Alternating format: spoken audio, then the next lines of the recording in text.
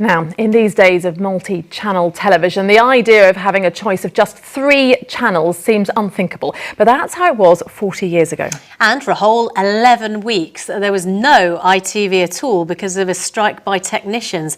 Well, that is, apart from here in the Channel Islands. Tonight, how Channel kept a service going, which brought the company to the brink of financial collapse. It lost £10,000 a week, but made broadcasting history.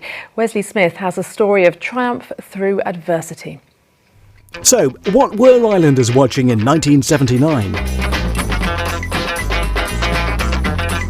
Summer sale starts tomorrow. Channel television has always reflected the times and has been at the heart of life in the islands since 1962. One of its successes is the blend of bespoke local TV with big national programmes like Coronation Street. 40 years ago, these shows were getting huge audiences and the big ITV companies made serious money.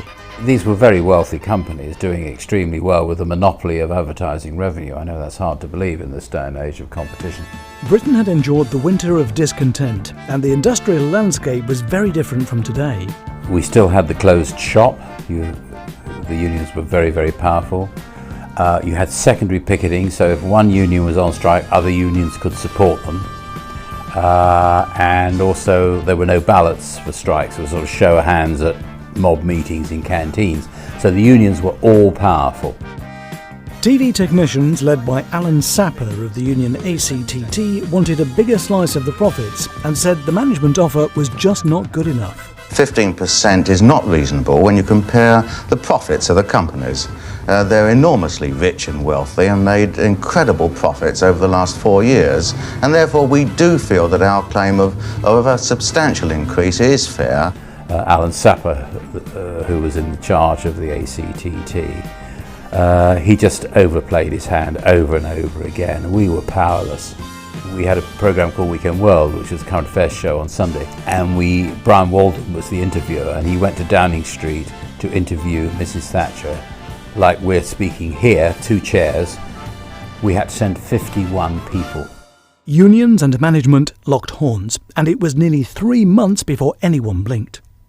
One by one, all around the UK, screens at the regional companies that made up the ITV network and crucially produced the programmes went blank. All that is, except here. Good afternoon. This is Betty Henwood. Welcome to Channel Television. It's 1:20. Time for our lunchtime news, what's on where and weather. We had to achieve our own negotiation with the union in order to get dispensation to carry on. Bearing in mind that I had been through strikes in 68, 70, 75, during all of which Channel Television had been the only ITV station to remain on the air. So when the 79 strike came along, we thought, oh, here we go again. What we didn't realise at the time was that this one would be the strike, as it were, to end all strikes, and it went on, I think, for 75 days. I think the decision for Channel, the equation for them was go on strike and go bust and go bankrupt and lose all the jobs, or defy the strike. And quite sensibly, the people at Channel took the view that they weren't going to strike and destroy the company, which is a very enlightened proposition. 3, 2, 1, on air.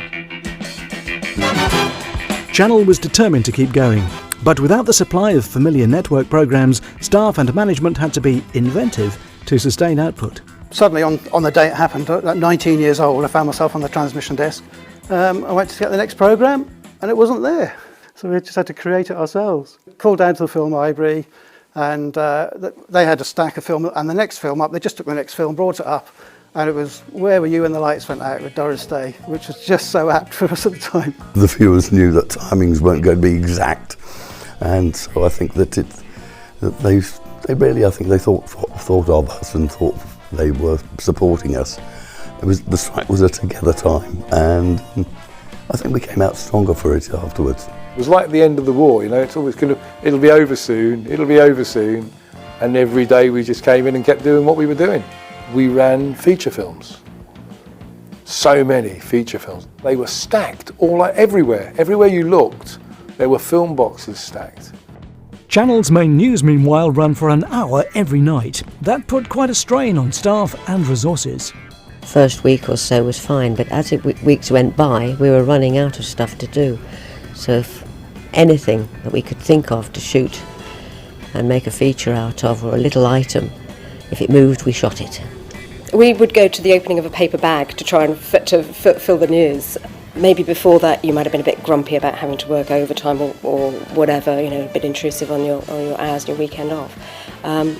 But there was this real, come on, we can do this, we can get through it. Stay with us, because in part 3 we'll bring you the beauty of books and the written word, what's on where, and those magnificent men in their horseless carriages. The viewers at the time really liked the fact that we were still on. After all, their screens were going dark, and here's this little local station keeping ITV on their button, on the number 3 button as it was then on the telly. So they appreciated that, and I think the fact that we were getting this positive feedback made us think, well, we've probably done the right thing.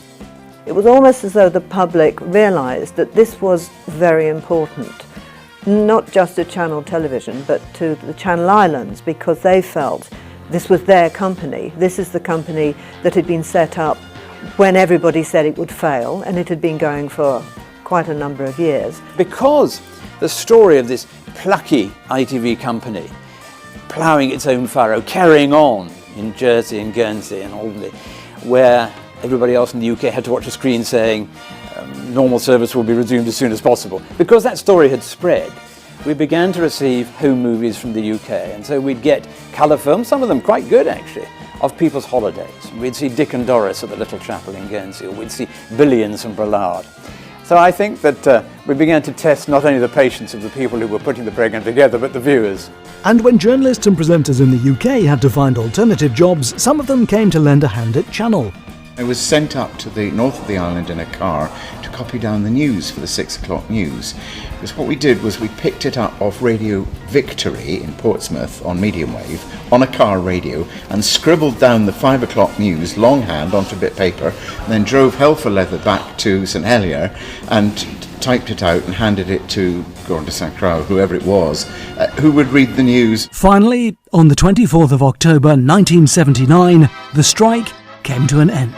Welcome, welcome, welcome home to ITV. But not before ITV ended up agreeing to pay some technicians 45% more than they earned before downing tools. Good evening, again. It's good to be back again, so let me simply say, let's get on with it. It was a horrible time, horrible time, and I'm so angry about it still. There was relief for everyone at Channel when business as normal resumed. There is something that occurs in terms of camaraderie and working together that happens when you find yourself in extremely difficult circumstances.